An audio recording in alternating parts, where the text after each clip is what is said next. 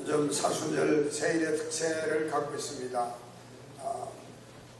하나님께서 천지 만물을 창조하시고 우리 인간을 창조하신 줄로 믿습니다. 아멘.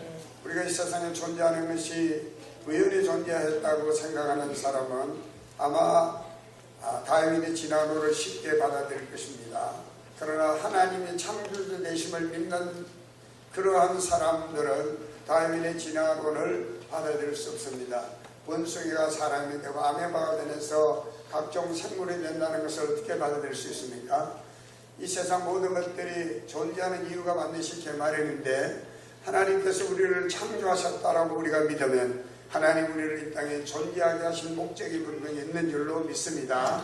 그래서 세일의 기간 동안에 하나님이 우리에게 원하시는 삶의 목적이 뭔가, 하나님 우리를 이 땅에 존재하게 하신 하나님의 뜻이 뭘까, 이걸 함께 말씀을 통하여 나누면서 하나님이 원하시는 그 삶의 목적이, 그 하나님의 뜻이 나의 삶의 목적이 되기를 바라고 그 삶의 목적이 우리를 이끌어가는 그 여정이 우리의 삶이 되기를 바라는 마음으로 말씀 묵상하고 기도하는 가운데 있습니다.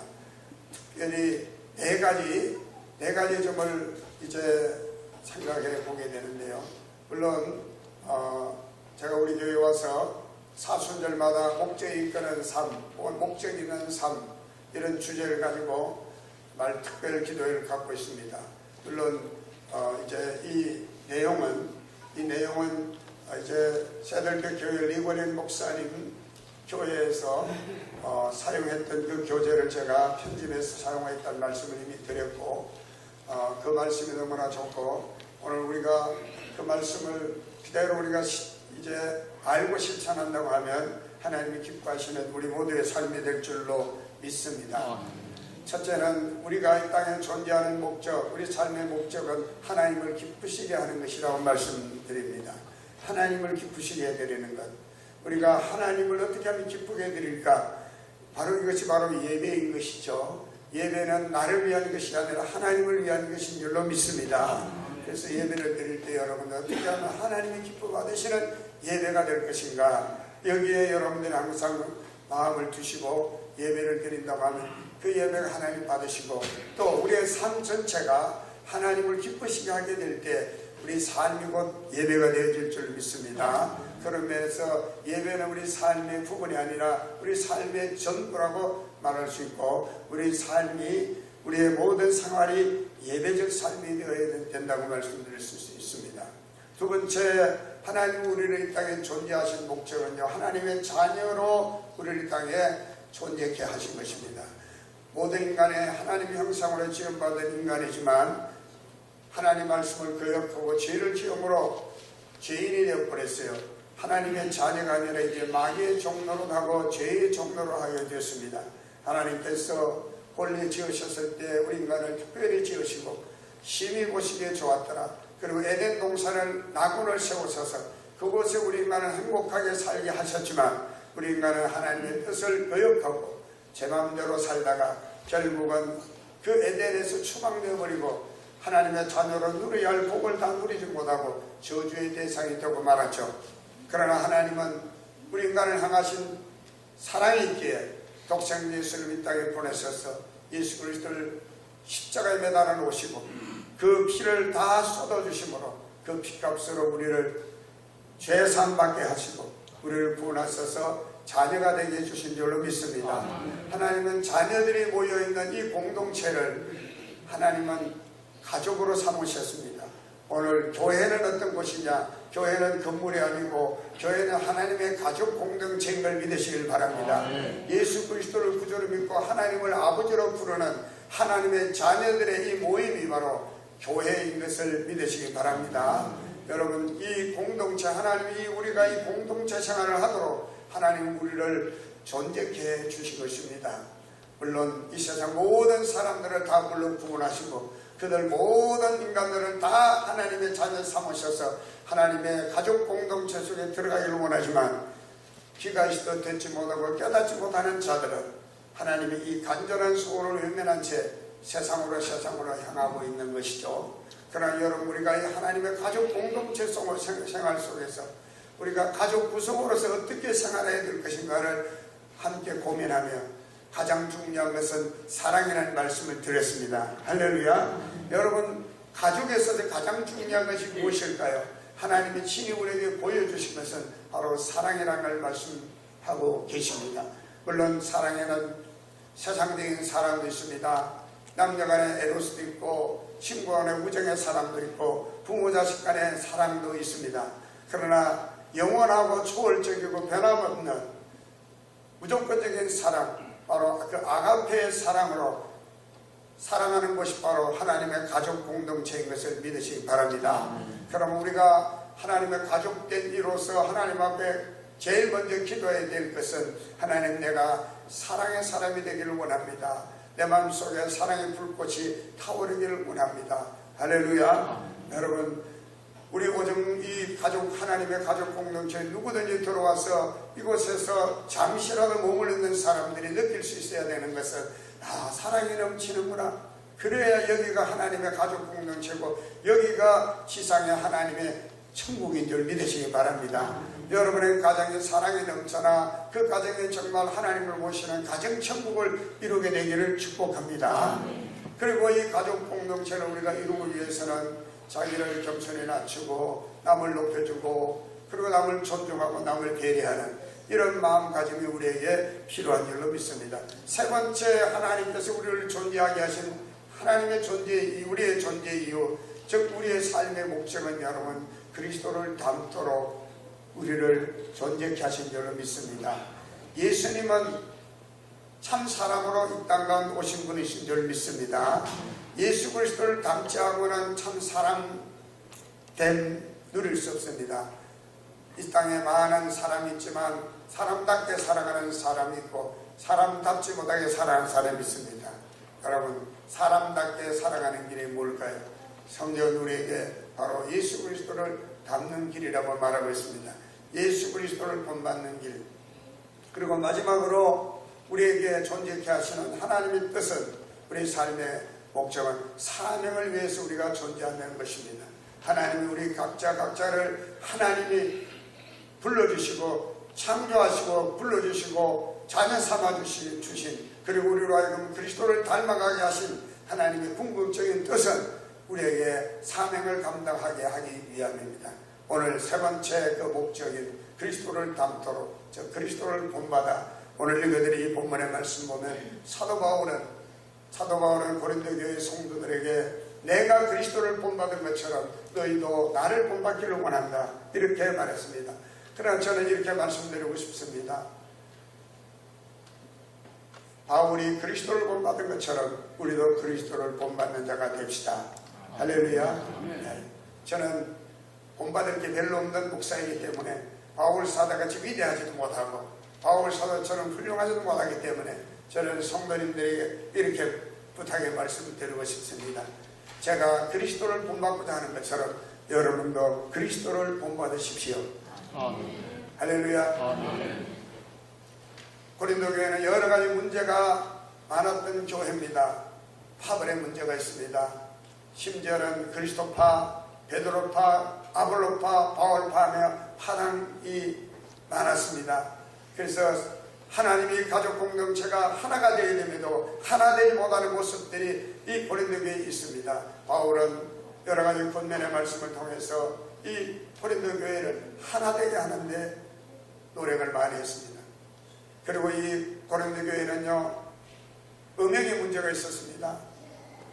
이 음행의 문제는 남녀의 문제뿐만 아니라 동성애의 문제가 있었습니다. 남자가 남자를 이렇게 취하는 이러한 그 성적인 문란함이 이 고린도 교회에 있었습니다.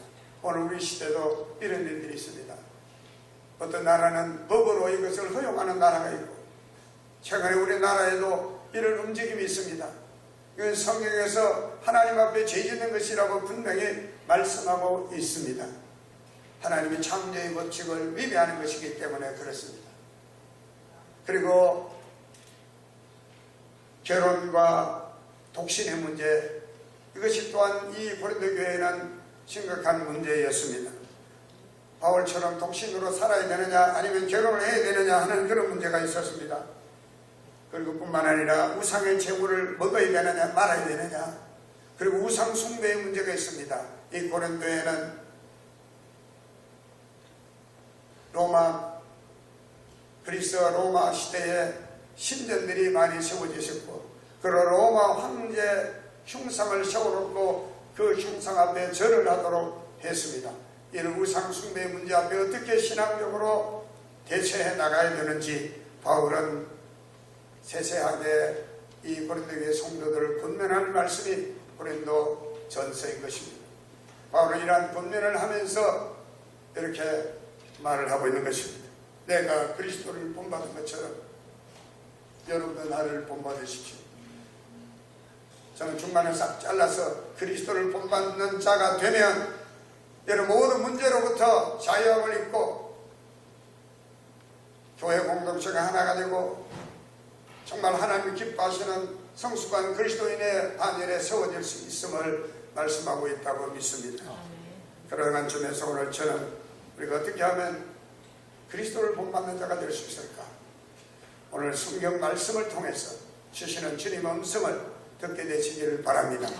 제가 여기서 말씀을 전하지만 말로만 듣지 마시고 성령과 능력과 큰 확신으로 오늘 여러분 각자에게 주시는 주님의 음성으로 받게 되시기를 주님의 이름으로 간절히 축복을 드립니다. 첫째로 그리스도를 본받는 삶은 무엇을 하든지 하나님의 영광을 위하여 사는 삶임을 성경은 말씀하고 있습니다. 1절 안 했지만 10장 31절 말씀 보면 그러니 먹든지 마시든지 무엇을 하든지 다 하나님의 영광을 위하여 하라. 여러분, 우리 예수님께서는 철저하게 공생기간을 통해서 어떻게 사는 것이 참 사람됨의 삶인지를 우리에게 보여주셨습니다. 예수님은 오직 하나님의 영광을 위해서 사신 분이신 줄로 믿습니다. 요한복음 12장 28절의 말씀 보면 아버지여 아버지의 이름을 영화롭게 하옵소서. 이에 하늘에서 소리가 나서 이르되 내가 이미 영광스럽게 하였고 또 다시 영광스럽게 하리라. 예수님은 하나님 이름을 영광스럽게 하는 일에 모든 것을 다 바치신 분이 바로 우리 예수님이십니다. 예수님 당시에 유대 종교의 지도자들, 율법학자들, 서기관들, 바리새인들, 이 사두개인들은 철저하게 유대 율법에 입각해서 산 사람들입니다. 성경을 암송했던 사람입니다. 성경에 박식한 사람들입니다. 그러나 그들을 예수님은 책망하시고 그들을 비난하셨습니다. 왜 그랬을까요? 요한복음 12장 43절의 말씀 보면 그들은 사람의 영광을 하나님의 영광보다 더 사랑한 자라고 예수님이 지적하고 계십니다. 하나님의 영광보다 사람의 영광을 더 구했던 사람들이 예수님 당시의 종교 지도자들이었습니다. 우리가 그리스도를 본받는 삶을 살용하면 그리스도께서 하나님의 영광을 위하여 사신 것처럼 우리 또한 하나님의 영광을 위하여 살아가야 될 줄로 믿습니다. 여러분, 사업하시는 분도 사업의 궁극적인 제1차적인 목표를 어디에 두느냐에 따라서 사업의 방향이 달라지는 것입니다. 제가 아는 존경하는 장로님 가운데 한 분은 그 사업의 기업의 목표가 하나님께 영광입니다. 그분은 11절 물론이요 12조 10의 3조도 하나님의 영광을 위한 일에 사용하시는 분입니다. IMF에 터졌을 때도 다른 기업은 파산하고 도산하지만 그 기업은 오히려 더 번성했던 것을 알 수가 있습니다. 여러분 혹시 바이블 타임을 하시는 분은 아시겠지만 이 바이블 타임을 후원하는 분이 황성주 박사입니다. 생식으로 유명하신 분이죠. 이번에 최근에 목사님이 되셨는데 여러분 아무리 어려운 때에도 이번에 사업을 하나님께서 번성해 주셨습니다. 왜냐하면 그 사업의 첫째 목표가 하나님께 영광 돌리는 것이기 때문입니다.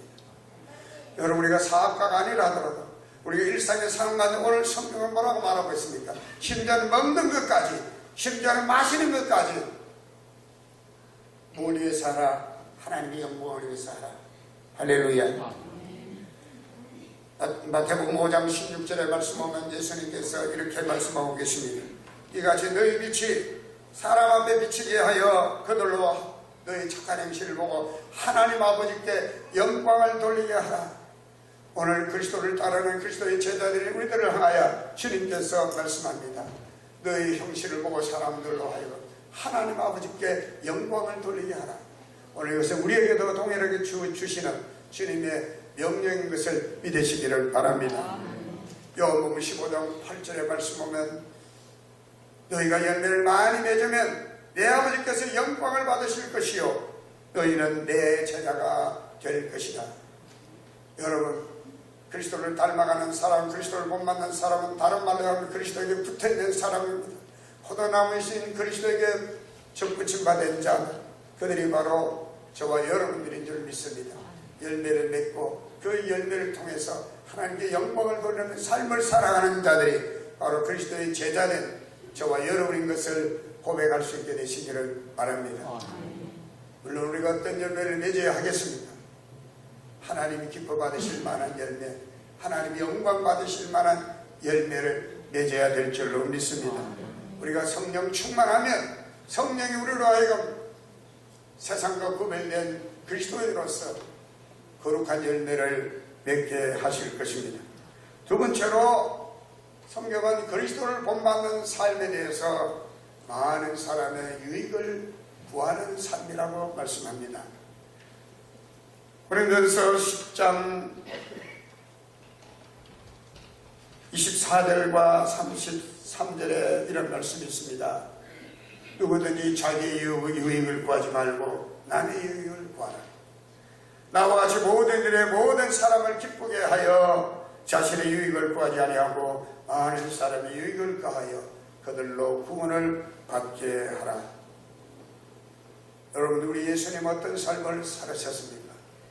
예수님은 당신 자신을 위한 삶을 눈꽃만치도 사신 분이 아니십니다. 예수님은 철저하게 저와 여러분을 위해서, 온 인류를 위해서 사신 분이신 것을 믿으시길 바랍니다. 죽을 자가 죽지 않고 영원히 살 수 있는 길을 위해서 예수님은 사신 분입니다. 저주받아 마땅할 인생들이 축복을 받는 인생으로 살아갈 수 있도록 사신 분이 바로 우리 예수님이십니다. 예수님은 피 한 방울 물 한 방울도 아낌없이 우리의 유익을 위해서 다 쏟아주신 분이신 것을 믿으시기 바랍니다. 일찍 이사야 선지자는 예수님에 대해서 이렇게 예언했습니다. 이사야서 53장 3절 6절 말씀 보면 그는 멸시를 받아 사람들에게 버림받았으며 강고를 많이 겪었으며 질고를 아는 자라. 마치 사람들이 그에게서 얼굴을 가리는 같이 멸시를 당하였고 우리도 그를 귀히 여기지 아니하였도다. 그렇게 했지만 그분은 실로 우리가 우리의 질고를 지고 우리의 슬픔을 당하였거든 우리는 생각하기를 그런 징벌을 받으며 하나님께 맞으며 고난을 당한다 하였더라. 그가 질리면 우리의 허물을 인하며 그가 상하면 우리의 죄악을 인하더라. 그가 징계를 받으므로 우리가 평화를 누리고 그가 채찍에 맞음으로 우리가 나음을 입었도다. 이사야가 예언한 바로 그 메시아 우리 주 예수 그리스도는 철저하게 마지막 순간까지 온 인류를 위해서, 온 인류의 유익을 위해서 모든 것을 다 쏟아주신 분이신 것을 믿으시기 바랍니다. 그러므로 그리스도를 본받는 삶을 살아가는 사람들은 마땅히 자기 유익만을 구하는 이기적인 인간이 아니라 남의 유익을 구하는 사람, 공동체의 유익을 위하는 삶을 살아가는 사람, 그런 사람들이 바로 그리스도를 본받는 삶을 살아가는 진정한 그리스도인인 줄로 믿습니다. 마지막으로 우리가 그리스도를 본받고자 한다고 하면 마땅히 우리는 그리스도를 닮아가야 할 것입니다. 로마서 8장 29절에 말씀하면 하나님이 미리 아신 자들을 또한 그 아들의 형상을 본받게 하기 위하여 미리 정하셨으니 이는 그로 많은 형제 중에서 맏아들이 되게 하려 하심이라. 하나님의 아들의 형상을 본받게 하게 하려고, 형상을 본받게 하기 위하여, 그 모양을 담게 하기 위하여. 여러분, 우리가 그리스도를 본받는다는 말은 다른 말로 이야기하면 그리스도를 닮아가는 것입니다. 하나님께서 우리를 구원해 주시고 그저 이대로만 천국 가는 것을 하나님은 원하실까요? 아니라는 말씀입니다. 하나님은 우리가 이 땅에 살아있는 날 동안에 끊임없이 우리는 그리스도를 닮아가기를 원하시는 줄 믿습니다. 성경 말씀 보면 어디까지 우리가 성장하기를 원하시고 어디까지 우리가 성숙하기를 원하시냐면 그리스도의 장성한 분량에까지, 우리의 머리 대신 그리스도의 장성한 분량에까지. 그래서 사도 바울은 누구든지 선주를 알거나 넘어질까 조심하는 것입니다. 교만하지 말라는 것입니다. 우리가 그리스도를 온전히 닮아가는 그날까지 우리는 자신을 낮추고 겸손히 그리스도를 닮아가야 될 것을 성경은 말씀하고 있습니다. 그리스도를 닮는다는 것은 무엇을 의미하겠습니까? 우리 삶이 바뀌어졌음을 말하는 것입니다. 저는 예수를 믿기 전과 예수 믿고 난 다음에 삶의 변화를 저 자신도 처음 했고, 또 많은 분들이 그리스도를 영접하고 난 후에 내 삶이 바뀌어진 모습들을 많이 보고 또 그런 간증을 많이 듣습니다.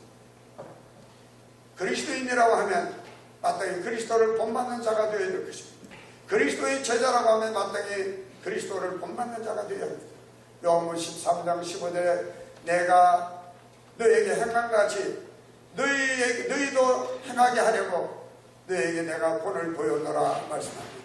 예수님은 철저하게 우리가 예수님이 행하신 대로 행하도록, 예수님을 닮아가도록 우리를 위하여 본을 보이신 분이 바로 우리 예수님인 것을 믿으시기 바랍니다. 그래서 예수님이 십자가를 지는 것까지도 본을 보이시고, 누구든지 나를 따라오라거든 자기 십자가를 지고 나를 따르라 말씀하고 계신 것입니다. 여러분, 그리스도를 닮는다는 것은 내 삶이 바뀌어지는 것입니다. 이 그리스도를 믿기 전과 그리스도를 믿고 난 이후에 삶의 변화가 있는 것입니다. 이것을 우리는 다른 말로 이야기하면 회개라 이야기합니다. 헬라 말로는 메타노이아, 방향전환이 이루어진 것입니다. 여러분, 그리스도를 본받는 사람은 그리스도께서 원하시고 그리스도께서 바라시고 그리스도께서 뜻하신 바대로 살려고 하는 그 삶을 살아가는 사람들입니다. 특별히 사순절, 이제 다음 주는 종려주일 고난주일입니다. 주님 우리를 위해서 고난의 길을 걸어가신 그 발자취를 우리가 더듬으며 묵상하고 주님의 고난에 동참하고자 하는 그 의의를 이 사순절기 동안에 우리가 가지게 됩니다. 여러분, 저와 여러분의 삶이 어떻게 변화되고 있는지 항상 자신을 돌아볼 수 있게 되시기를 바랍니다. 내가 그리스도를 본받는 삶을 과연 살아가고 있는가? 그래서 나는 그리스도를 얼마나 닮아가고 있는가? 여러분 자신을 발견하시고, 그리고 여러분 자신을 평가하시고 끊임없이 그리스도를 닮아가려고 힘쓰시게 되기를 바랍니다. 그럼 마치 큰 바의 얼굴처럼 우리가 아직 못하는 사이에 우리가 주님 앞에 섰을 때 주님이 말씀하실 겁니다. 너는 나를 꼭 닮았구나. 너가 말하고 생각하고 행동한 모든 것들이 나를 정말 닮았구나. 여러분, 만약에 여러분의 자녀들이 누가 아이고 아버지도 닮지 않았네, 엄마도 안 닮았어, 기분 좋아요 나빠요? 기분 좋은 모양이네. 여러분 다 자녀들 여러분 안 닮았다 그래봐 기분 좋겠어요? 좋겠어요? 안 좋죠. 기분이 좋다는 분이 있으면 손 안 들어보세요. 저는 안 좋다. 엄마 닮았다 해도 기분이 안 좋아. 표시는 못 내도 우리가 제가 아빠 닮았네, 그럼 기분이 더 좋아. 근데 엄마도 안 닮았다, 아빠 닮았다, 안 닮았다, 그럼 내 자식이 아니라는 말이잖아. 다시는 그 사람과 상종하기 싫어. 여러분, 우리 예수님이 얼굴과 얼굴을 대하여 볼 날이 분명히 있는 것을 믿으시길 바랍니다. 아멘. 지금은 그걸로 보는 것처럼 힘이 하나, 그때는 얼굴과 얼굴을 대면하여 보는 것처럼 분명하게 주님 앞에 우리의 모습을 볼 날 있습니다. 여러분, 사순절기뿐만 아니라 이 생명 다하는 그날까지, 우리의 영혼에 남은 때 동안에 주님 앞에 서는 그날까지 그리스도를 닮아가는 저와 여러분이 되어지시기를 축복합니다. 아멘. 데살로니가 교회 요즘 수요일마다 말씀드리고 있는데 바로 이 데살로니가 교회가 그런 교회입니다. 데살로니가 교회는 바울이 짧은 기간 내에 복음을 전했지만 그들은 성령의 보로 말씀받아 주를 본받는 자가 되고 보니까 그들에게 어떤 열매가 나타나냐, 모든 믿는 자의 본이 되었고 그들의 믿음의 소문이 각지에 퍼지게 되고 큰 부흥과 성장을 이루게 된 것을 믿으시기 바랍니다.